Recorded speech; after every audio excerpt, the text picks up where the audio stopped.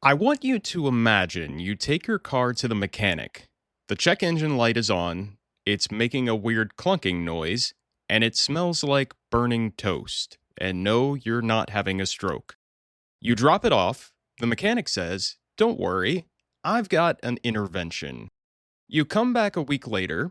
The car runs perfectly. No noise, no smell. You are thrilled. You pull out your wallet and ask, "Wow, what did you do? Did you replace the transmission? Did you fix the timing belt? Did you just change the oil?" And the mechanic looks at you, shrugs, and says, "Honestly, I have no idea. I just threw a bunch of parts at it, yelled at it for 20 minutes, and put a sticker on the bumper that says, 'Drive safe.' And now it works. That'll be $5,000. You would never accept that from a mechanic. You would never accept that from a doctor. But, folks, that is exactly what we accept from the safety profession every single day. We buy the training, we implement the software, we hang the posters, and if injuries go down, we pat ourselves on the back. But if you ask us why injuries went down, we shrug. We point to the culture. We point to the mindset. We rely on magic. Well, a new massive report just dropped that looked at thousands of studies, and it confirmed my darkest suspicion. We are operating in a black box. It's an all-new Prove It To Me.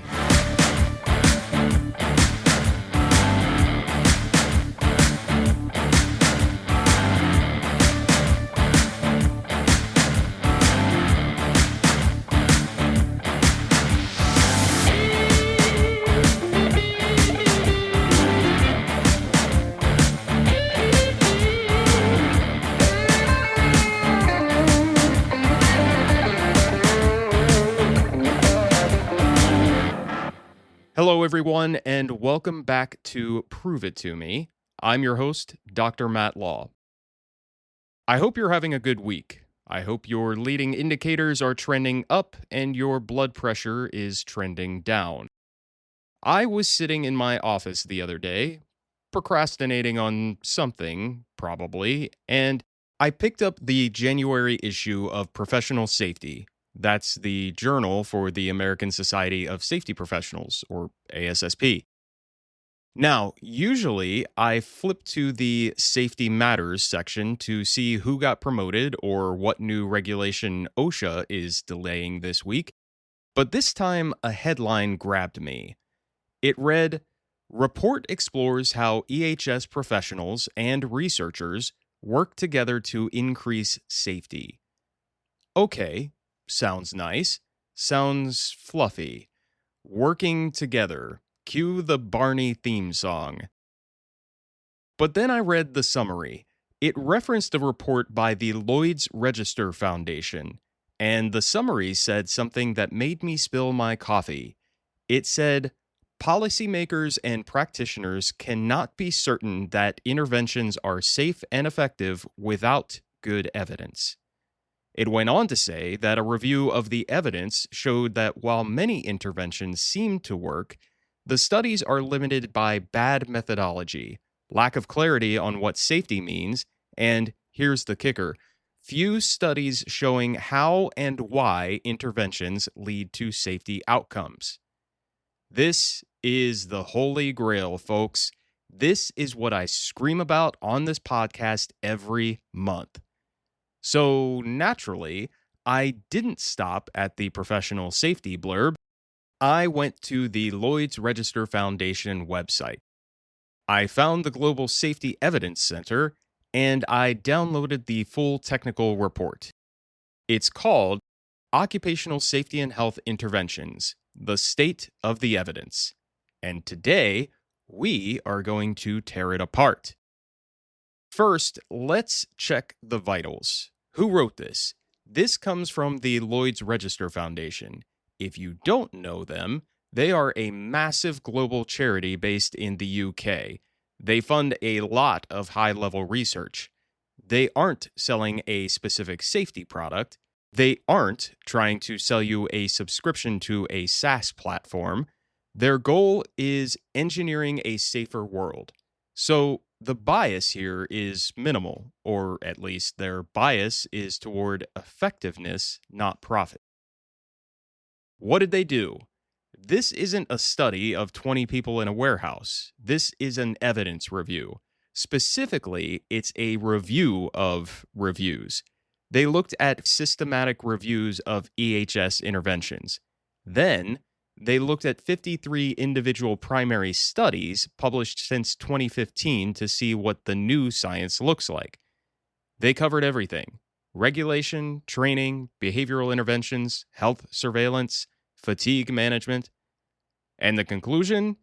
The conclusion is basically we have a lot of data, but we don't have a lot of answers. Let's start with where this research comes from. The report includes these heat maps of where the safety studies are conducted. And if you know anything about academic research, you can probably guess what the map looks like. It is heavily skewed toward the global north: Europe, North America, Australia. There were a decent number of studies from China and Hong Kong, but Africa, South America, Southeast Asia, almost blank. In social sciences, we call this the weird population: Western, educated, industrialized, rich, democratic. Why does this matter? The International Labor Organization, ILO, estimates there are 3 million deaths and 395 million non fatal injuries every year. Where are most of these happening? They aren't happening in a pristine ISO 45001 certified manufacturing plant in Germany. They are happening in developing economies. They are happening in informal sectors. So, we have this massive disconnect. We are studying safety in the places that are already the safest. And we are assuming that an intervention that works in a unionized American factory will work in a garment factory in Bangladesh. That is a dangerous assumption. Culture matters. Resources matter. Regulatory enforcement matters. If our evidence base is only telling us how to be safe in rich countries, we are failing the global workforce. Here's another finding that made me chuckle, because I see it all the time in my own literature searches. They broke down the studies by industry sector. The number one most studied sector? Healthcare. Healthcare workers, nurses, doctors, hospital staff. Why?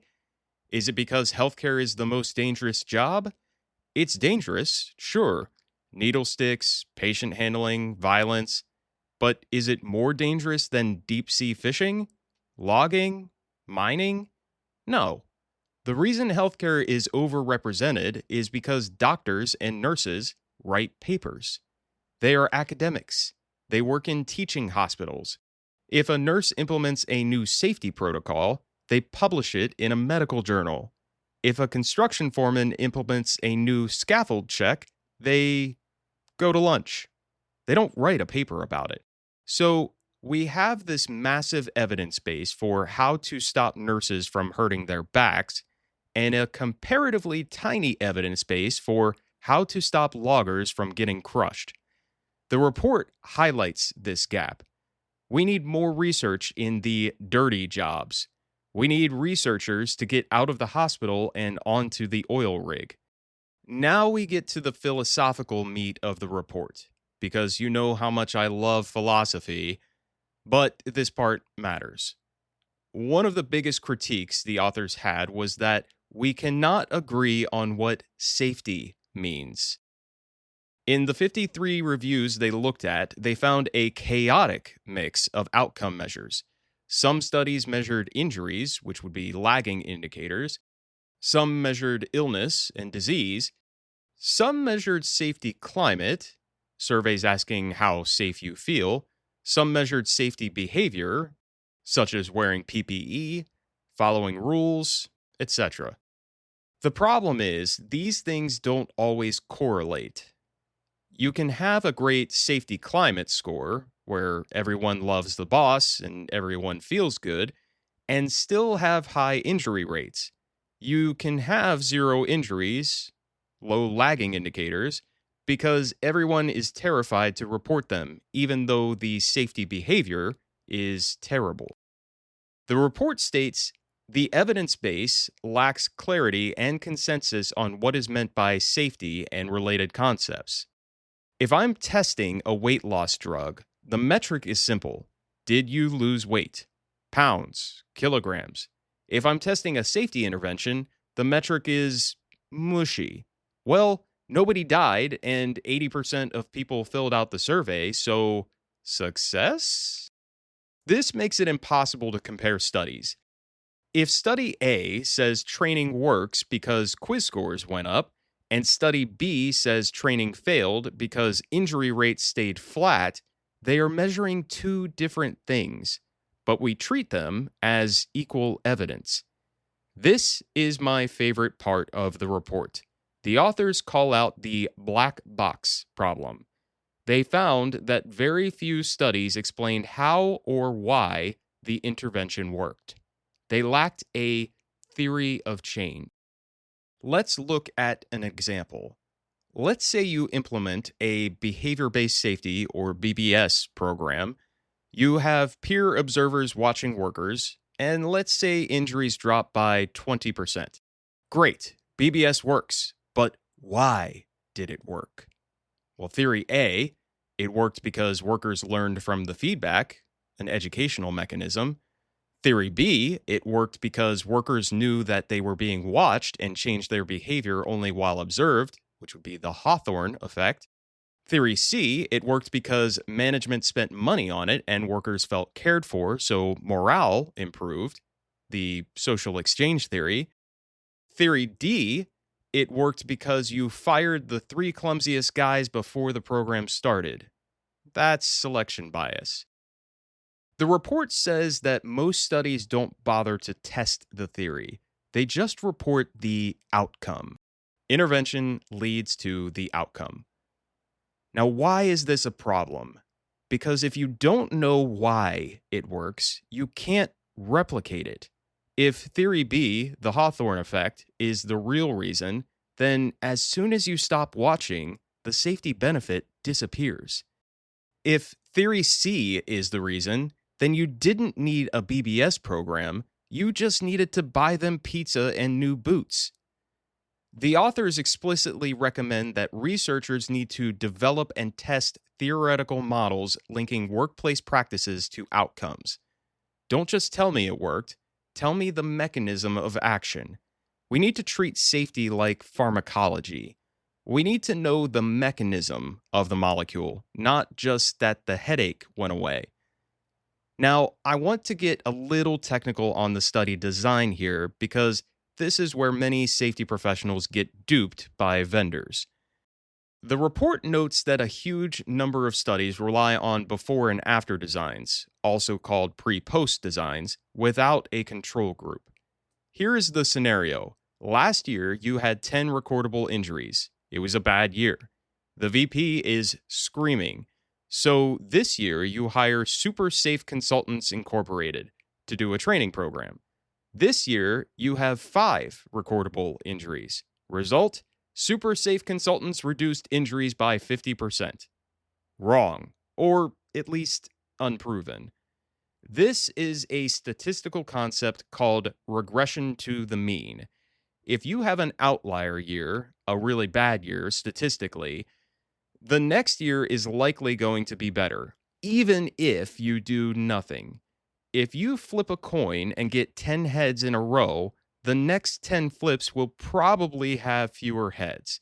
That isn't because the coin learned, it's because the first run was a fluke.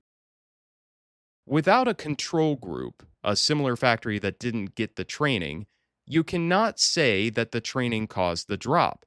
Maybe production slowed down. Maybe you laid off new hires. Maybe the weather was better. The Lloyd's report calls for more robust designs. They want randomized control trials, or RCTs. RCTs are the gold standard. You take 2 identical groups, randomly assign the intervention to one, and compare. In medicine, you can't get a drug approved without RCTs. In safety, we almost never do them. Why? Because they are hard, they're expensive, and honestly, it's ethically tricky. Hey, Group A gets the life-saving harness. Group B, good luck. Okay, obviously we can't do that, but we can do RCTs with training methods, with audit styles, with communication strategies. So the report paints a picture of a field that is well-intentioned but scientifically immature. What do they suggest we do about it? They offer 5 key recommendations. Number 1, clearly describe populations and settings. Stop saying this works for workers. Say this works for male migrant construction workers in urban environments. Specificity matters. Number 2, develop and test theoretical models. Open the black box. Tell us the mechanism. Number 3, identify research priorities with practitioners. This is a big one. They want researchers, like me, to talk to practitioners, like you. Are we studying the things you actually struggle with? Or are we studying obscure topics because we can get a grant for them? The report says there is a gap. Practitioners need solutions for mental health, gig work, AI safety. Researchers are still publishing papers on proper lifting techniques. We need to align the agenda. Number 4, seek expert guidance on study design. Get a statistician involved before you start the program. Don't just collect data in a spreadsheet and hope it makes sense later. Number 5, work toward consensus on definitions. We need a standard dictionary for safety. What is a safety incident? What is a near miss? If we can't agree on the words, we can't agree on the numbers. Have you ever heard of ASTM E2920? There's a new 2026 version. Okay, so that's the report. It's 50 plus pages of we need to do better. But what does this mean for you, the safety manager, in the trenches? It means you need to be a skeptic. When a vendor comes to you with a quote-unquote proven solution, ask them for the evidence. And when they hand you a white paper, look at it. Is it just a before and after study? Is it a case study of one company? Does it explain why it works? Or does it just use buzzwords like neurosafety or paradigm shift? If they can't explain the mechanism and they can't show you a control group, keep your checkbook in your pocket. Also, it means you are the scientist. Every time you implement a new policy, you are running an experiment. Treat it like one. Don't just change the rule and walk away. Measure the baseline. Define your success metric clearly. Is it a behavior? Is it climate? And try to figure out why it's happening. Talk to your workers. Ask them, hey, we started this new thing. Is it actually changing how you work? Or is it just annoying? That qualitative data is the key to opening the black box. The Lloyd's Register Foundation has done us a huge service here. They've held up a mirror to the profession, and honestly, the reflection is a little blurry. We have a lot of passion. We have a lot of activity, but we lack the rigorous evidence to prove that what we are doing is actually saving lives. We have to move from safety faith to safety science. We have to stop throwing parts at the car and hoping the noise stops. We have to learn how the engine works. I'm going to link the full report in the show notes. I highly recommend you download it. It's heavy reading, but even just skimming the gaps section will make you smarter than 90% of the consultants trying to sell you stuff. One last side note, I did submit a media inquiry to the Lloyd's Register Foundation in hopes that I could get one of the folks involved with the report to sit for an interview on the podcast. Fingers crossed. That's it for this Study Finds episode. I'm going to go work on my own theoretical model, the relationship between bourbon consumption and grading efficiency. I suspect there is a bell curve involved.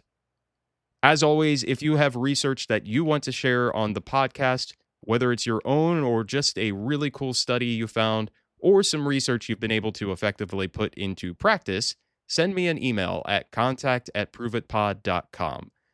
Until next time, I'm Dr. Matt Law. Thanks for listening to the Prove It To Me podcast. Take care and stay safe, everyone.